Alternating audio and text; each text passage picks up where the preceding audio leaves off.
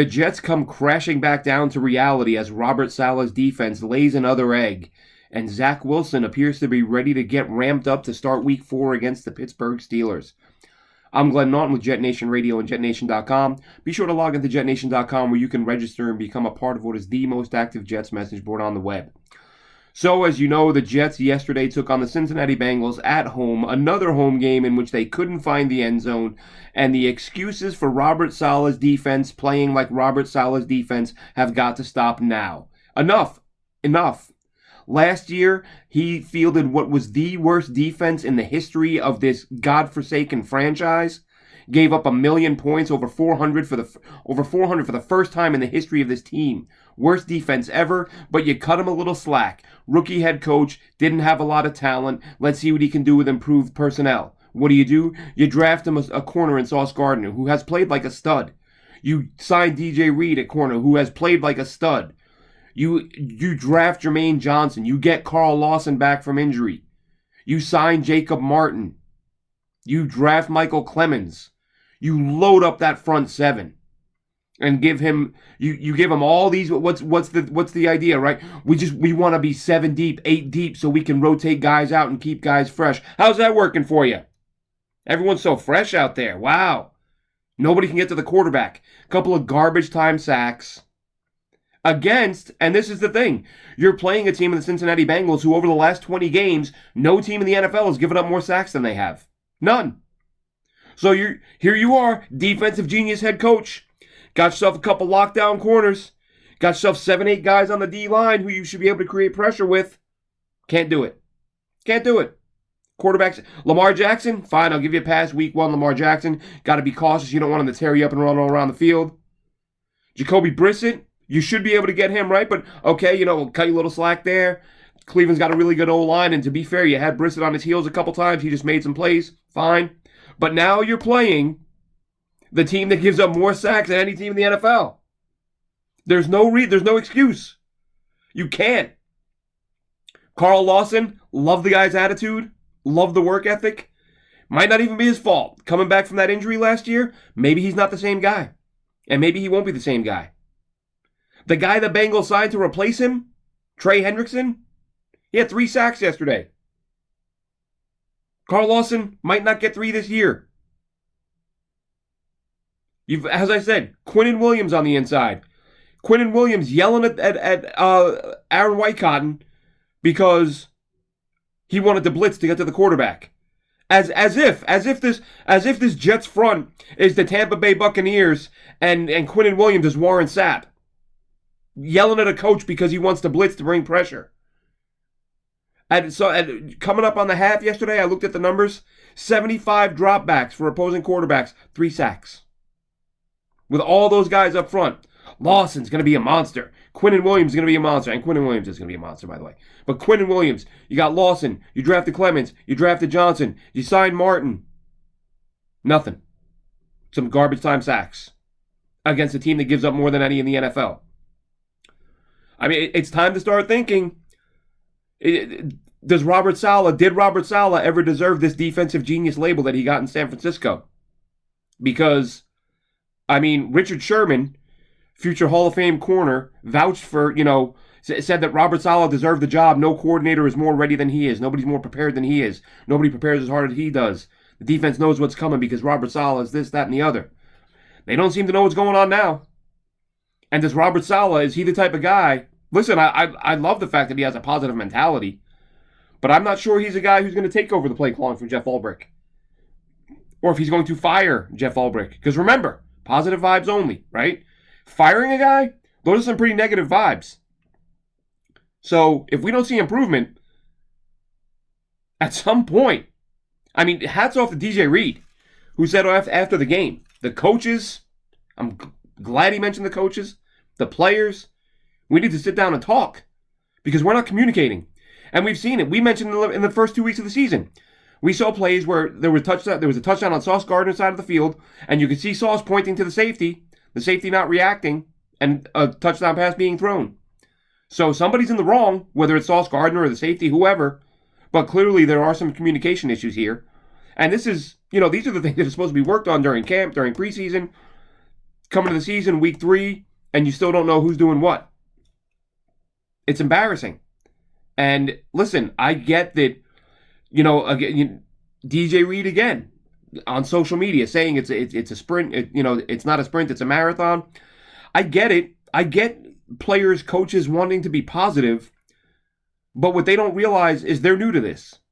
And so the previous losses aren't their fault, but they don't realize that the fans have been hearing the same thing for 10 years now. I mean, you go back to 94. Look at the talent Robert Saleh has right now. And you go back to 1994 when the Jets starting cornerbacks were a mix of Darren Walls and Marcus Williams and Phillip Adams and Antonio Allen may have even had some starts. They had no corners. They didn't have NFL cornerbacks on the roster. None. And they were like sort of 24th in the league in defense. This Jets team is good. They're going to be bottom 3 again if this keeps up. And it's embarrassing. And the Jets may have... It's a sobering reality that maybe the Jets got it wrong again at head coach. And if you're on Twitter, if you're on the forums of JetNation, you see it already. Go get Sean Payton. Saleh's got to get out of here. And listen, even if Saleh has himself a decent year, if he turns this thing around and say wins 6, 7, 8 games, even if that happens, if Sean Payton is willing to listen, you still have to talk to him. Because Super Bowl winning head coaches, no matter how they want them, they don't grow on trees. You see what happened in Jacksonville yesterday?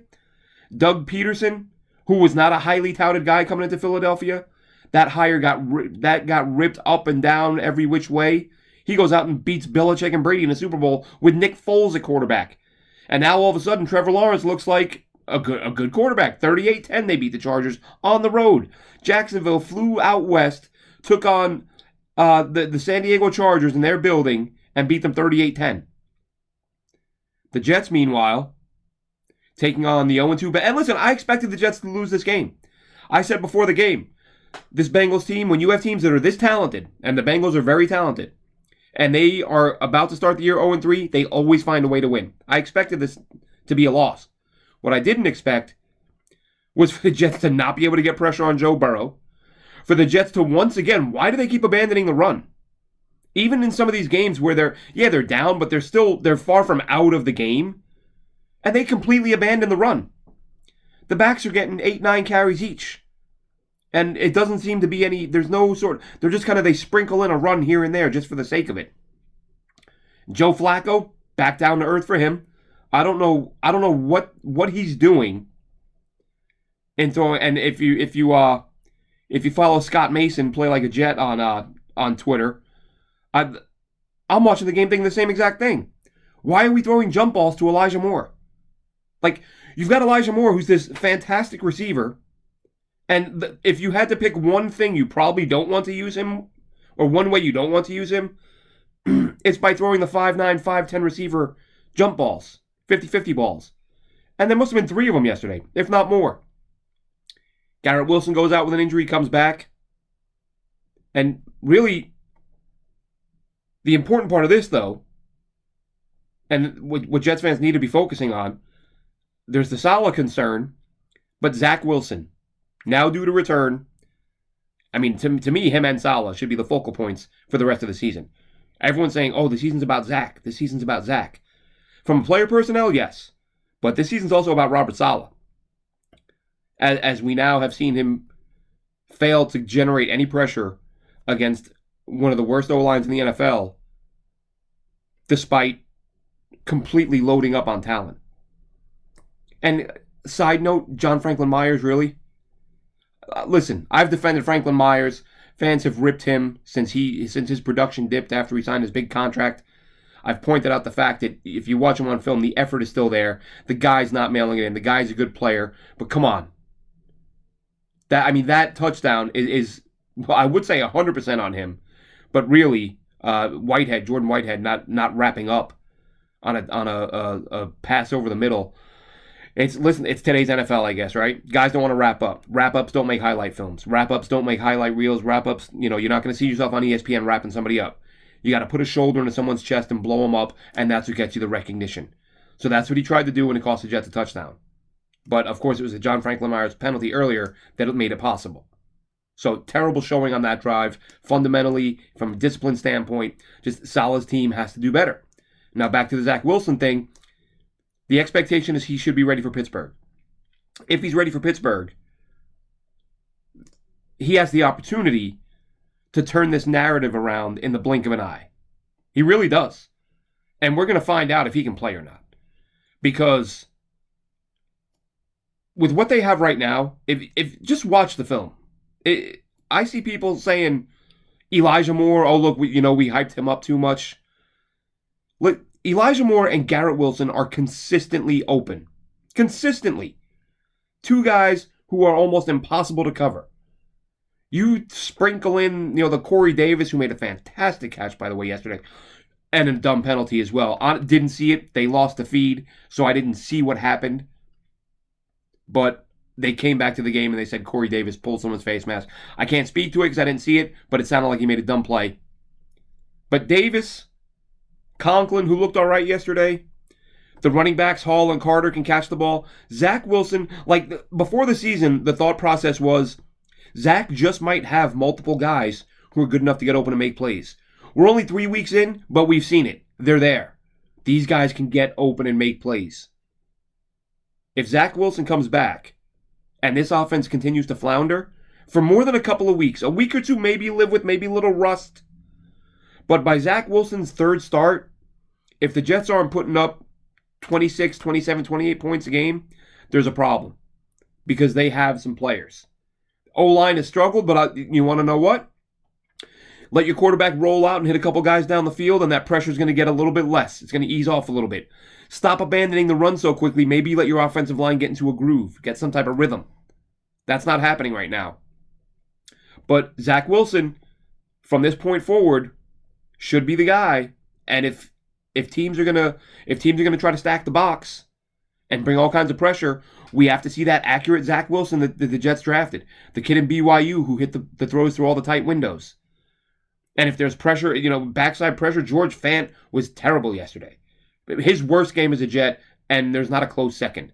Left the game with the knee injury. He was listed on the injury report a couple times during the week. So it would appear that playing with that bad knee impacted his play, and I believe it did. You don't just magically, play that poorly. Like I said, that's as bad as George Fant has ever looked as a Jet. He played atrocious football, and I wouldn't doubt one bit it's down to his knee. So now you're in a little bit of trouble there, aren't you? If Dwayne Brown isn't coming back, and you're going with Connor McDermott or Grant Hermans, let's say Dwayne Brown needs to be back soon, but I don't see that happening. We've not heard a word about him in weeks. So don't expect Dwayne Brown to come back anytime in the next couple weeks. Not saying it won't happen. I'm saying don't get your hopes up. Because the way this thing's been going, especially at tackle for the Jets, they're down to their fourth tackle now. You're on tackle number 4, and it's week 4. So Zach Wilson, the thing he brings that Joe Flacco doesn't is that escapability. And we saw that. And so if teams are going to bring pressure, if Wilson can feel it and take off, he can keep some drives alive and make some plays with his legs. Now, of course, the first thing you think of is exactly how he's out right now. Scrambled, took off, made a play with his legs in the preseason and injured his knee. But if he's out there, he's got to play. And if he's going to play, he's got to do everything he's capable of. So there is that possibility that Zach Wilson can turn this all around in the blink of an eye. Let him go out there against Pittsburgh, make some plays with his legs, hit some of these open receivers. I saw yesterday there were times where guys were open and Flacco wasn't hitting them. Or he's throwing to the covered guy with other guys open in the middle of the field. So Flacco came back down to earth. The whole team did, really. There were some good individual efforts. There's always a couple of guys. But Quincy Williams, I thought, was on fire yesterday. He was absolutely blowing guys up. Sauce Gardner was, you're facing Jamar Chase. Made some plays in the pass game. Chase got a short touchdown late inside the 10, I believe. Sometimes that guy's going to beat you no matter how good you are. But the corners were solid. The linebackers need to get better. And there's a few things that need to get better, but there's too much talent on this team, and I see people dogging Joe Douglas. How are you dogging Joe Douglas right now? He's got wide open receivers running all over the field. And on defense, he signed guys who were large. I mean, the Carl Lawson thing, established vet, Whitehead. I mean, listen, the games I watched of him after the Jets signed him, and I say this all the time, right? Whether it's a college, whether it's a potential draft pick or a free agent, you're not going to go back and watch 50 games of a guy. You're not going to watch 30. You watch 3-4 games. And the games I watched with Whitehead, I saw a guy who was a sound tackler. Not perfect, no, but certainly not what we got yesterday. Hey, maybe you watched the wrong games, right? Maybe you happen to watch 3 games where he played all right. Entirely possible. But if you're the Jets and you're signing this guy, you better be watching more than 3 games if you're going to give him that much money to be your starter. And he's been one of the biggest disappointments on the roster so far. The safety play has regressed. You may as well have Ashton Davis in there. Because at this point, your safeties are killing you. So it's going to be an interesting few weeks here in the very near future for the Jets, for Robert Saleh on the Jets. If Robert Saleh goes out there and his defense gets, and I know Ulbrich is the defensive coordinator, but I say Saleh because he's the head guy. I used to say the same thing with Rex Ryan. As much as I liked Rex, when it came to defense, I don't want to hear that it was, Dennis Thurman was the DC, Mike Pettine's the DC. Rex has a headset on. It's his defense. He hears the calls. He can overrule anything. Same with Robert Saleh. Robert Saleh knows what's being called. He knows it's his defense. And he has the authority to step in and go, you know what, dude, we're not running that right now. Run this. So, not the defensive coordinator, don't care. He's got the headset. He's got the authority. It's his scheme. Or the scheme that he and Ulbrich came up with. However you want to word it. Bottom line is, if Robert Saleh's defense comes out and gets smoked by Mitch Trubisky, then, I mean, it's going to be a long season. It's going to be a very long season. If they come out, make a couple plays, Zach Wilson is able to move, make plays outside the pocket, make plays on the run, hit these open receivers, hit these open receivers, then the fan base goes from catastrophizing everything that happens, which right now I can't blame them. This is a lot of losing. And tip of the hat, nothing but praise for those Jets fans who are still going to these games. Good Lord. I have the excuse that I'm overseas. I'd probably be going to these games if I was close enough to home, but Jesus. I mean, this product that they've put on the field for 10 years now is just embarrassing. Before we sign off, though, congratulations to Nick Mangold. Great speech, did it as only Nick Mangold could, cracked a beer, toasted the fans, which, again, you guys deserve it. Going out there for this product, for this long, for that money, deal. I've sat in that lot waiting hours just to get out of the damn thing, to get into the traffic. I've sat in, and many of us have. There's traffic to get into the traffic. And then what should be a 30-minute drive home is 3 hours, 4 hours. And we still go out, despite this team being what they are. But it's time to stop the talking and stop we're almost there, we're really close, it's just about to happen. And no, just win some games and get to the quarterback. Defensive genius. Imported a ton of talent on that side of the ball. And the results are looking awfully samey to last year. So, big game against Pittsburgh. Be sure to check out JetNation Live this Thursday night. Myself and Dylan Turman at 6:30 live on Facebook. We'll tweet out a link when the time comes. And there will be plenty more to talk about then. Have a great one, Jets fans.